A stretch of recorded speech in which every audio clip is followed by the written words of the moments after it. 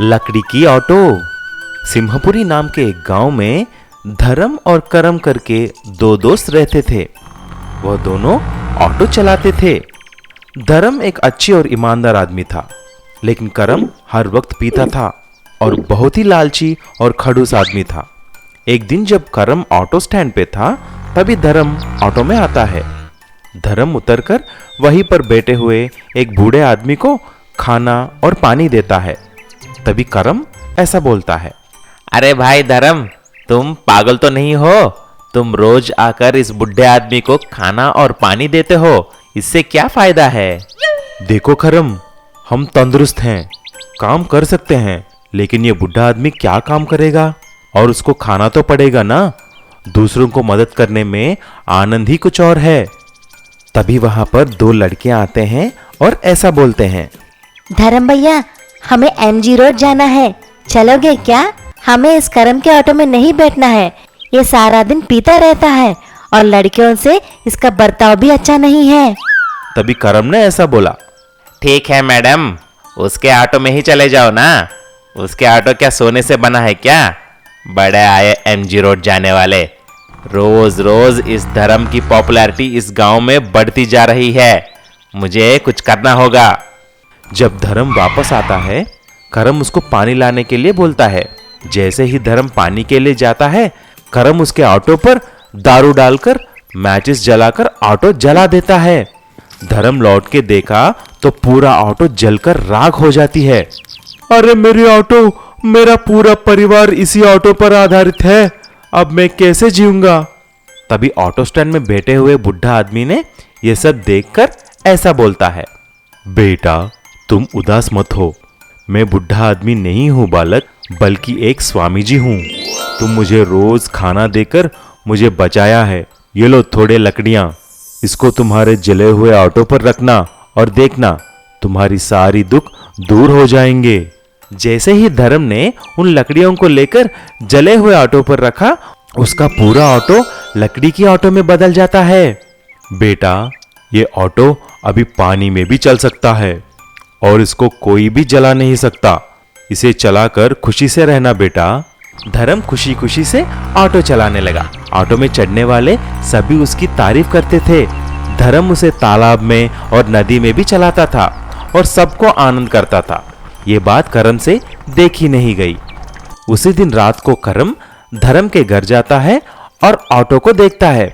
फिर वह पेट्रोल निकालकर उस लकड़ी के ऑटो पर डालता है। जैसे ही उसने माचिस जलाकर डालता है, ऑटो को कुछ नहीं होता, लेकिन करम जलने लगता है। अरे मुझे बचाओ, मैं जल रहा हूँ, कोई मुझे बचाओ।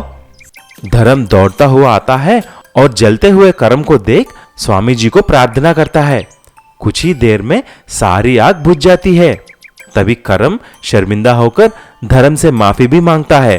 तब से दोनों अच्छे दोस्त के जैसे रहने लगे।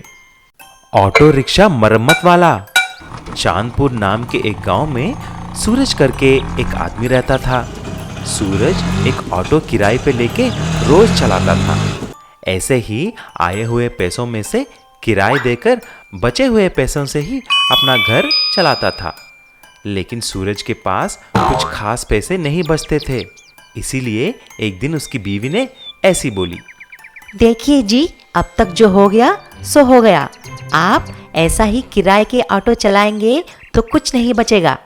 आपको एक नई ऑटो खरीदना है। अरे देवी, नया ऑटो चाहिए तो बहुत पैसे लगेंगे। मेरे पास इतने पैसे कहाँ से आएंगे? मेरे पास मेरे मैके वाला दिया हुआ कुछ गहने हैं, उन्हें बेचकर एक ऑटो खरीदो। उन्हें बेचने पर भी सिर्फ एक सेकंड हैंड ऑटो का इंतजाम कर सकता हूँ। ठीक है, देखता हूँ। ऐसा बोला और गहने ले जाके उन्हें बेचकर एक ऑटो मैकेनिक विनोद के पास जाता है। अरे विनोद भाई, मुझे एक अच्छी सेकंड हैंड ऑटो चाहिए। मेरे पास 50,000 रुपए हैं। सूरज भाई, 50,000 में क्या सेकंड हैंड ऑटो? तुम भी पागल जैसा बातें करता है। अच्छा ये बात है, अब मुझे कुछ नहीं पता, तुमको ही कुछ करना पड़ेगा। ठीक है सूरज भाई, मेरे साथ आओ। गांव के बाहर एक कारखाना है, उसके बाहर बहुत सालों से एक ऑटो पड़ा हुआ है। हम उसको लेके जाते हैं और उसको मरम्मत करते हैं। मुझे मालूम है उसकी इंजन बिल्कुल ठीक है। ऐसा तुम्हारे बजट में ही एक नया ऑटो हो जाएगा। आपकी मर्जी है भाई। ऐसा सूरज और विनोद जाकर उस ऑटो को ले जाकर मरम्मत करने लगते हैं। कुछ ही दिन में विनोद ऑटो को पूरी तरह नया जैसा बना देता है। उसी दिन दो गुंडे आकर विनोद और सूरज को मारते हुए उसी कारखाने के अंदर लेके जाते हैं और उन दोनों को बहुत मारते हैं। कुछ ही देर में एक आदमी आता है। वह उस गांव का बहुत बड़ा शाहूकार है। मेरा नाम रतनलाल है और वह ऑटो कहाँ पर है? तभी सूरज ऐसा पूछता है, अरे सेठ जी, वह ऑटो तो यहीं पर पड़ा था। विनोद ही उसे ले जाकर मरम्मत किया। उसके अलावा मुझे कुछ नहीं मालूम। क्या रे विनोद, साफ साफ बता दो कि उसके ऑटो का सीट कहाँ पर है? अरे सेठ जी, उसका सीट को तो आपका मैनेजर लेके गया है, क्योंकि वह तो कुछ काम का नहीं है ना। अच्छा ऐसा है, क्योंकि उस सीट में मेरा सारा सोना छिपा कर रखा है। ये बात सिर्फ मुझे और मेरे मैनेजर को पता है। आप सच बोलते हैं तो बच जाएंगे। सेठ जी मैनेजर को बुलवाकर बहुत मारता है। तभी मैनेजर अपना गलती कबूल कर लेता है। अरे सर जी, मुझे माफ कर दो। मैं ही आपका ऑटो बेचकर सीट को चुरा लिया है और आपको बोला है कि ऑटो को चोर ले गया है। माफ करो मुझे। सच जानने के बाद सेठ जी विनोद और सूरज को छोड़ देता है। तब से सूरज ईमानदारी के साथ अपना मरम्मत किया हुआ पुराना ऑटो को चलाकर खुशी से रहने लगा। एक गांव में संदीप नाम का एक व्यक्ति रहता था। उस गांव में संदीप का एक ही ऑटो था। इसीलिए जिस ऑटो में सिर्फ 4 लोगों को बैठना है, उसमें 10-15 आदमियों को ठूस ठूस कर बिठा देता है। कुछ लोगों को ऑटो के ऊपर भी बिठा देता है। संदीप ट्रैफिक के नियमों का पालन भी नहीं करता था। पेट्रोल बचाने की चक्कर में रॉन्ग रूट में चला जाता था। संदीप का एक कमी भी थी, वो बहरा था। उसको ठीक से सुनाई नहीं देता था। एक दिन एक आदमी संदीप से ऐसा पूछा, क्यों रे संदीप, इस गांव में तुम्हारा एक ही ऑटो है, इसीलिए ज्यादा पैसे लेते हो ना, और लोगों को ऊपर भी बिठाते हो? हाँ हाँ भैया, मेरा तबीयत बिल्कुल ठीक है, तुम चिंता मत करो। अरे चिंता मत करो के बच्चे, मैं ज्यादा ऑटो किराए के बारे में पूछ रहा हूँ। ओ भाई साहब, मेरा ऑटो चढ़ना है तो चढ़ो, मुझे ज्ञान मत दो। मेरा ऑटो है, मेरी मर्जी। संदीप कोई भी ग्राहक अगर एक बैग भी लाए तो उसका अलग सा लगेज की पैसा वसूल करता था। ऐसा कुछ महीने के बाद ऑटो बहुत पुराना हो जाता है। एक दिन संदीप रोज की तरह ऑटो के अंदर और ऊपर लोगों को बिठाकर जाने लगा। जब वह रेलवे ट्रैक के पास पहुंचा, तभी अचानक ऑटो रेलवे ट्रैक के ऊपर आकर पंक्चर हो जाता है और ऑटो ठीक ट्रैक के बीच में रुक जाती है। सभी ग्राहक चिल्लाने लगते हैं। उसमें से एक औरत, संदीप भाई, ये क्या हो गया? ट्रेन कभी भी आ सकता है, जल्दी ऑटो को निकालो यहाँ से। क्या नाश्ता मैंने कर लिया है? ये कोई नाश्ता खाने की वक्त है क्या? अरे नालायक बहरे, ये ट्रेन के बारे में पूछ रही है। हाँ हाँ, ठीक है, आप अंदर बैठो, मैं अभी ठीक कर देता हूँ। ऐसा संदीप ऑटो का टायर में हवा भरने लगता है, लेकिन अचानक एक ट्रेन सीटी मारते हुए वहां से गुजरने लगती है। ट्रेन को देखकर सारे लोग उतरकर भाग जाते हैं। क्योंकि संदीप बहरा था, ट्रेन की सीटी सुनाई नहीं दिया। ट्रेन का ड्राइवर चिल्लाता है, लेकिन कोई फायदा नहीं होता। तभी ट्रेन ड्राइवर ब्रेक मार देता है और ट्रेन ऑटो के नजदीक आकर रुक जाती है। तभी ट्रेन का ड्राइवर नीचे उतरकर संदीप को जोर से एक फटका देता है। क्यों रे बेवकूफ, सुनाई नहीं देता?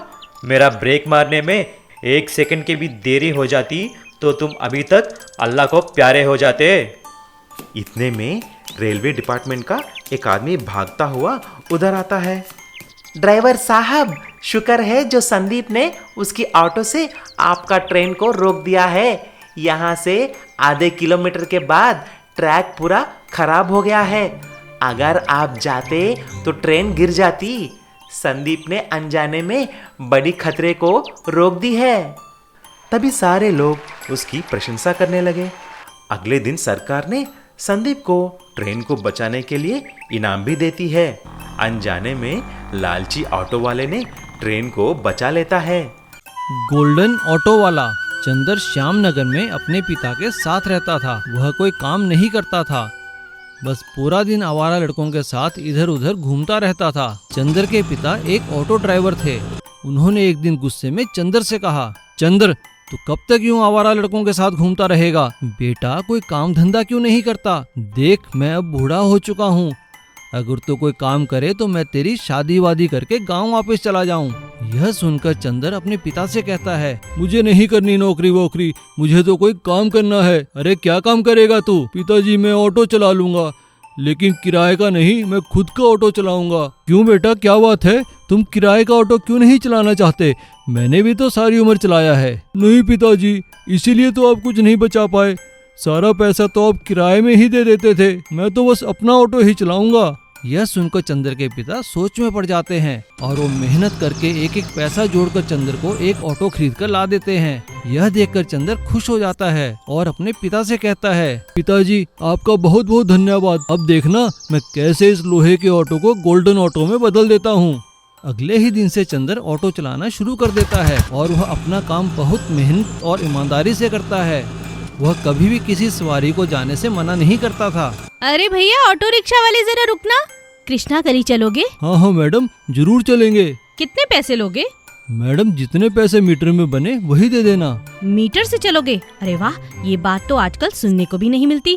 बहुत अच्छे भैया। चंदर अपने व्यवहार के कारण बाकी ऑटो वालों से अधिक काम करने लगा। काम के साथ साथ वह अपने ऑटो को गोल्डन कलर में सजाने लगा। उसने अंदर से पूरे ऑटो को गोल्डन कलर से रंग दिया। चंदर की तरक्की देख सभी ऑटो वाले उससे जलने लगे और उससे कहने लगे, अरे चंदर भाई कितना सजाएगा अपने ऑटो को? तू तो सवारियों से पैसे भी जायज ही लेता है। नहीं भाई ऐसी बात नहीं, सवारियां तो भगवान की तरह है और यह ऑटो मेरा मंदिर। चंदर के इसी व्यवहार के कारण सवारियां भी कहती थी, भाई अगर जाना हो तो चंदर के गोल्डन ऑटो में ही जाना, क्योंकि चंदर का ऑटो भी गोल्डन है और चंदर का व्यवहार भी गोल्डन है। और चंदर अपने व्यवहार के कारण शहर में गोल्डन ऑटो वाले के नाम से प्रसिद्ध हो जाता है। ऑटो रिक्शा ट्रेन वाला। सिमलापुर नाम के गांव में नवीन नाम का एक आदमी ऑटो रिक्शा चलाता था। वह बुद्धू भी था और बहुत लालची भी था। हर एक से बहुत ही ज्यादा पैसा लेता था। एक दिन चंपक करके एक आदमी नवीन के ऑटो को रोकता है। अरे भैया, मुझे सिमलापुर के मार्केट में एक बड़ा सा सोने का दुकान में जाना है। बोलो कितना चाहिए? ये तो बड़ा सेठ लग रहा है, इससे मैं कुछ ज्यादा ही मांग सकता हूँ। भैया मुझे आप 1000 के ऊपर जितना भी दो मैं लेने के लिए तैयार हूँ। अरे बाप रे, तुम तो लालची वालों की एसोसिएशन की प्रेसिडेंट लग रहे हो रे। क्या करें भैया, फैमिली वाला आदमी हूँ ना, कुछ तो बचाना चाहिए। जब नवीन उसे सोने के दुकान के यहाँ छोड़ता है तभी चंपक ने 5000 रुपए उसको देता है। ये देखकर 5000 रुपए? क्या भैया ये कुछ ज्यादा तो नहीं हो गया? अरे नहीं यार, तुम मेरे भाई जैसे लग रहे हो। रख लो, तुम्हारा काम आ जाएंगे ना। अब तुम मेरे भाई हो गए हो तो मेरा लाइफ भी सेट कर दो ना भाई। मैं इस ऑटो को चलाकर कुछ कमा नहीं पा रहा हूँ, कुछ बचता नहीं है। अच्छा, तो मेरे पास एक आइडिया है। तुम्हारे ऑटो को एक ट्रेन का डब्बा लगा देते हैं। इससे तुम ज्यादा पैसेंजर्स को चढ़ा सकते हो और ज्यादा मुनाफा भी होगा। ऐसा बोलते ही चंपक ऑटो को ले जाके ऑटो के पीछे एक ट्रेन के डब्बा को लगा देता है। लेकिन नवीन को ये बात पता नहीं था कि चंपक एक बड़ा गोल्ड स्मगलर है और वह नवीन के ऑटो के पीछे ट्रेन के डब्बे में सीटों के नीचे सोने का स्मगलिंग करने के लिए सोचता है और ट्रेन को सोने से भर देता है। नवीन अनजाने से उस ऑटो रिक्शा ट्रेन को घर लेके जाता है। ये क्या है जी? भगवान, समझो अब से हमारी किस्मत बदल गई। मुझे एक आदमी ने सुबह बस स्टैंड से मार्केट तक जाने के लिए 5,000 रुपए दिया है। अच्छा, 5,000 रुपए? मुझे तो लग रहा है कि दाल में कुछ काला है। सावधान रहना जी। अगले दिन सुबह चंपक नवीन को फोन करता है और उस ऑटो ट्रेन को एक जगह ले जाने के लिए बोलता है। लेकिन जब नवीन उस ऑटो ट्रेन को एक सोने की दुकान तक लेके जा रहा ही होता है, इतने में पुलिस जीप उसको रोकता है। क्या है रे? क्या है इस ट्रेन के डब्बे में? कुछ नहीं सर, खाली है। अब तक किसी को चढ़ाया नहीं है। क्या हुआ सर? अच्छा, ये बात है। कांस्टेबल, जाओ जाकर सर्च करो। जैसा ही कांस्टेबल चेक करता है, ट्रेन के सीटों के नीचे सोना था। तभी नवीन को पता चल जाता है कि चंपक एक गोल्ड स्मगलर है और चंपक ने उसे धोखा दिया है। लेकिन जब नवीन उसको फोन किया, वह स्विच ऑफ आ रहा था। तभी पुलिस ने नवीन को और ऑटो ट्रेन को पुलिस स्टेशन ले जाकर नवीन की खूब पिटाई करके जेल में डाल देते हैं। उड़ता ऑटो। झेलमपुर गांव में तोताराम नाम का एक बूढ़ा ऑटो ड्राइवर रहता था। उसका एक बेटा था रामू, जो कोई काम नहीं करता था, बस इधर उधर आवारा घूमता रहता था। रामू का एक बेटा था भीमा, जो बहुत ही होशियार था और वह अपने दादाजी की बहुत इज्जत करता था। एक दिन भीमा ने अपने पापा रामू से कहा, पापा, तुम बिना काम के इधर उधर घूमते रहते हो। दादाजी का ऑटो चलाने में हाथ क्यों नहीं बटाते? अब वो बूढ़े हो गए हैं। क्या बात है बच्चू, बड़ी दया आ रही है अपने दादाजी पे। तू भी तो अब बड़ा हो गया है, तू ही क्यों नहीं चला लेता ऑटो? और वैसे भी मैं उस खटारा ऑटो को चलाने वाला नहीं हूँ। यह देखकर तोताराम कहता है, अरे बेटा भीमा, मत बोल इसे तो शर्म लिहाज है नहीं। भीमा वहाँ से नाराज होकर चला जाता है और अपने दोस्तों के साथ गांव के तालाब के पास घूमने निकल जाता है। तभी उसकी नज़र तालाब के पास पड़े एक पुराने हेलीकॉप्टर पर पड़ती है, जो काफ़ी सालों से यहाँ पर दुर्घटनाग्रस्त होकर गिर गया था। हेलीकॉप्टर को देखकर उसके मन में एक सुझाव आता है। वह अपने मैकेनिक दोस्त कालू को लेकर वहाँ आता है और उससे कहता है, कालू, हेलीकॉप्टर को देखकर मेरे मन में एक सुझाव आया है। क्यों ना इसका इंजन और इसके पंख हम अपने ऑटो में जोड़ लें? क्या ऐसा हो सकता है? हाँ भीमा, विचार तो अच्छा है। चलो ऐसा कर देखते हैं, हो सकता है ऑटो उठने लग जाए। अगले ही दिन से भीमा और कालू इस काम में लग जाते हैं और 3-4 दिन की मेहनत के बाद वो दोनों ऑटो में हेलीकॉप्टर का इंजन और पंख जोड़ देते हैं, जिससे उनका ऑटो उठने लगता है। अरे वाह कालू, हमारी मेहनत सफल हुई। देखो ऑटो उड़ रहा है, चलो इसे उड़ाकर अपने घर ले चलते हैं। हाँ भीमा, मैं भी बहुत खुश हूँ। भीमा ऑटो को उड़ाकर सीधा अपने घर के आंगन में उतार देता है और अपने दादाजी से कहता है, दादाजी, यह लीजिए मेरी तरफ से आपको तोहफा। अब आपको ऑटो चलाने की कोई ज़रूरत नहीं है, अब तो आप ऑटो उड़ा सकते हो। उड़ते हुए ऑटो को देखकर तोताराम कहता है, अरे वाह भीमा बेटा, मुझे तुम पर गर्व है। एक ये है तुम्हारा बाप निकम्मा रामू, जिसने सारी उम्र कुछ नहीं किया। एक तुम हो जिसने मेरा सिर गर्व से ऊंचा कर दिया है। उड़न ऑटो से 2 फायदे होंगे, एक तो पेट्रोल की बचत होगी और दूसरे लोग जहाँ चाहे वहाँ जा सकेंगे। यह सुनकर रामू को बहुत गुस्सा आता है और वह रात में मौका पाकर ऑटो को तोड़ने की कोशिश करता है, लेकिन तोताराम खिड़की से यह सब देख लेता है और छड़ी उठाकर रामू की पिटाई करता है। अरे बेशरम, कुछ तो शर्म कर। तूने तो सारी उम्र कुछ किया नहीं, अब अपने बेटे के प्रयोग को तोड़ना चाहता है, उसकी मेहनत को असफल करना चाहता है।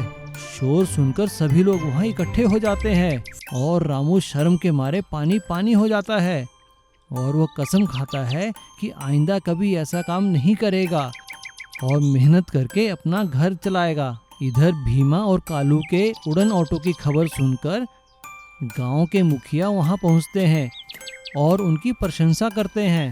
भीमा, कालू, तुम दोनों ने हमारे गांव का नाम ऊंचा किया है। हमने तुम्हारे इस प्रयोग की खबर शहर के बड़े ऑफिसर्स को दी है, वो भी तुम्हें इनाम देने के लिए इच्छुक हैं। और इस तरह झेलमपुर गांव को भीमा के उड़ते ऑटो वाले गांव के नाम से जाना जाता है।